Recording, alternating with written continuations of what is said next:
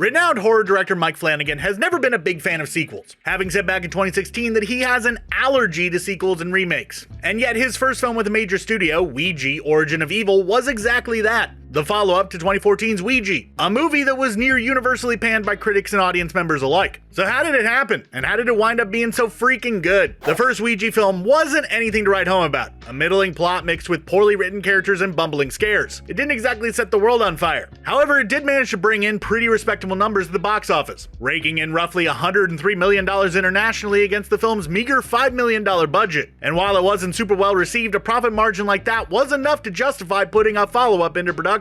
Faced with a creative dilemma, Universal executives, collaborating with Jason Blum of Blumhouse Productions, sought a filmmaker who could improve Ouija's missteps. Blum had previously worked with Flanagan, having co-produced Oculus a few years prior, so he was on the shortlist. But Flanagan's anti-sequel stance was a bit of a hurdle, which Blum overcame by promising Flanagan near complete freedom on the project, allowing him to do basically whatever he wanted with it. Which turned out to be the right call, as Origin of Evil was a far better constructed film than the first entry, giving us a tale of grief and loneliness that just so happens to have a spooky possessed girl whispering ominously in people's ears. It's very much a Flanagan joint that managed to satisfy critics, sitting pretty at a whopping 84% on Rotten Tomatoes as opposed to Ouija's 5%. Not a bad follow-up from a man who hates follow-ups.